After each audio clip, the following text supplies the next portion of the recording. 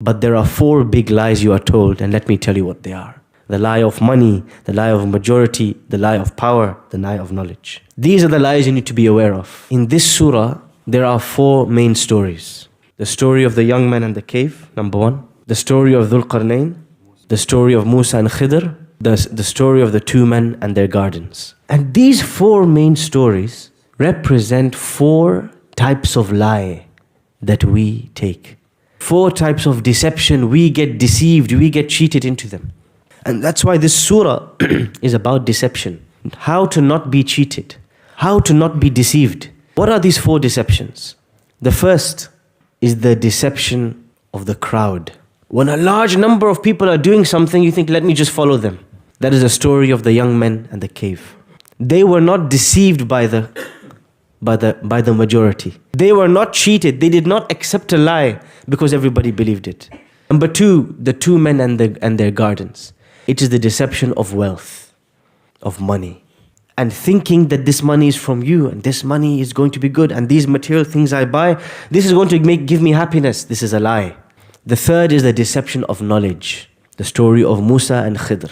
When we learn something, we think that now we have become righteous. Why? I heard Sheikh said something. I wrote it down. I have some ilm. I memorized the Quran. No, this is a lie. This knowledge is an evidence against you on the Day of Judgment unless you act by it. Do not be deceived by knowledge. And the last, the story of Dhul Qarnayn, is the deception of power. Dhul Qarnayn, his power extends across the earth, from east to west. He has a huge empire. But the important thing about this man is he was not deceived by his power. It did not make him arrogant. It did not make him proud. It did not make him take the rights of others. When we get a little bit of power, we own a shop, we become counselor, X, Y, Z, a little bit of power, we start to oppress the people below us. Even a parent will start to oppress their children. This man, he has the empire from east to west, but he is fearing Allah because he is not letting himself get cheated, deceived by power. And so this surah, many people wonder, what is the relationship between this surah and protection from the Dajjal? There's 4 stories, 4 deceptions, 4 lies we are told. The deception of the blind majority, the deception of money, the deception of knowledge, the deception of power. If you can overcome these 4 deceptions in this life, the Dajjal stands no chance against you when he comes. How is he going to get past you? You're going to see and look at him and realize straight away what he is made of and who he is. But if you get sold, if you get deceived by a little TV advertisement, the Dajjal you're going to be a piece of cake for the Dajjal. Easy money for him. And this is why many people think when the Prophet ﷺ says, whoever memorizes these verses, the Dajjal will protect them. Many people think it's just about memorization. Khalas, I memorized 10 verses. When he comes, I'm going to start reciting them. If you don't understand these 4 stories, you have no chance against the Dajjal. Surah Al-Isra talks a lot about Masjid Al-Aqsa and the journey the Prophet ﷺ takes from here, from Masjid Al-Haram to Masjid Al-Aqsa to the heavens and back. And in this journey, he meets all of the prophets. And in this journey, he comes back. And what's the first thing people respond when they hear this? Muhammad ﷺ is, they say he's lying. He's deceiving us. Surah Al-Kahf comes to say, he wasn't lying.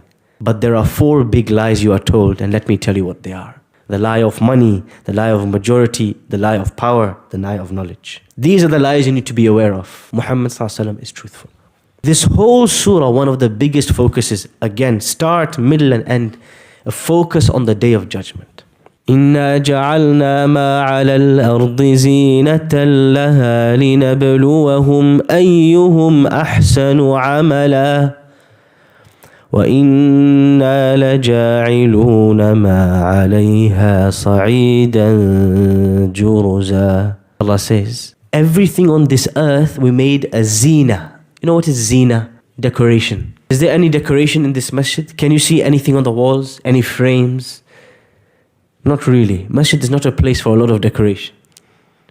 But if you go to your house, if I take out all the decoration, I remove the frames, I remove the bukhur stand, I remove this and this, can you still live in your house? Yeah, of course. The decoration is just the toppings, something nice to look at. But it's not the core reason your house exists. You have a bed, you have a roof, that's the main thing. You have a kitchen to cook in. The decoration is a bonus, it's an extra. Allah says, we made everything on this earth a zina. It's decoration. It's beautiful, but if I removed it, you can still live your life. So what is all this decoration for? These cars, this wealth, these clothes, these families that we have. What is it for? لِنَبْلُوَهُمْ, to test you. أَيُّهُمْ أَحْسَنُ عَمَلًا, who is going to be the most best, the most beautiful in their deed. وَإِنَّا لَجَاعِلُونَ مَا عَلَيْهَا صَعِيدًا جُرُزًا, and we are eventually going to make everything on this earth dust. We will destroy everything. That means there is another lie, the fifth lie, the dunya that we live in. This is the biggest lie. Somebody is extremely thirsty in the desert. They're walking in the desert. They have been in the heat, 52 degrees Celsius for 5 days. 5 days, no water. Suddenly in the distance, they see a lake, a big lake. They start to run. But as they get to the lake, they find nothing was there. They call this the mirage. When you are so thirsty, you start to see things that are not even there. You start to imagine things that are not even there. It's a lie, but as you get closer, you realize it was a lie. From afar, you thought it's the truth. This is this dunya, this world we live in, and its pleasures, and its brands, and its material goods. It is a lie. From afar, we think that's what I want, but as we get closer and as we taste it, we say, the pleasure was only temporary. The fifth story hidden in Surah Kahf is the deception and the lie of this worldly life and its pleasures. And Allah is telling us the real life and the real pleasures that wait for us are in the afterlife. So we have to push away this lie. We cannot be deceived by the advertisements, by the signs, by everything trying to pull us to drown in this world. Allah is saying, no, don't drown. Take one glass of water and keep moving. This is what Talut said to when he was on his journey with his soldiers. We are coming to a lake. Whoever is thirsty, take a little bit of water and keep moving. Just keep moving. Don't get distracted. But then you start to drink. The water is so sweet though. The water is so delicious. And you stay there. The Prophet ﷺ, he says, this world, he said, it's like a shade. And I am a traveler in the desert. And I just stop, I pause, and then I keep moving. The idea of this world, we should keep it moving. Don't get stuck. إِثَّاقَلْتُمْ إِلَى الْأَرْضِ, Allah says, don't get stuck to this earth. Don't drown in it. Don't get immersed in it. Eat for sustenance. Drive to get from A to B. Wear clothes for the beauty, for the blessings of Allah. But keep it moving. Do not think that this world lasts. It's a very important point as we look at what's happening right now. This world is a test. It will pass. Houses are being destroyed. Well, everything will be destroyed. وَإِنَّا, Allah promised us, لَجَاعِلُونَ مَا عَلَيْهَا صَعِيدًا جُرُزًا. If not today, tomorrow, everything will be dust. Get used to the dust. وَكُلُّ الَّذِي فَوْقَ التُّرَابِ تُرَابُ. Everything above the dust is going to be sand as well. This is the reality of this dunya. It is passing, it is temporary, its pleasures will not last. So do not get stuck here. This is the message of Surah Al-Kahf and its relationship to the previous surah and its relationship to the Dajjal. And believe me, there is no greater deception, no greater lie than the Dajjal.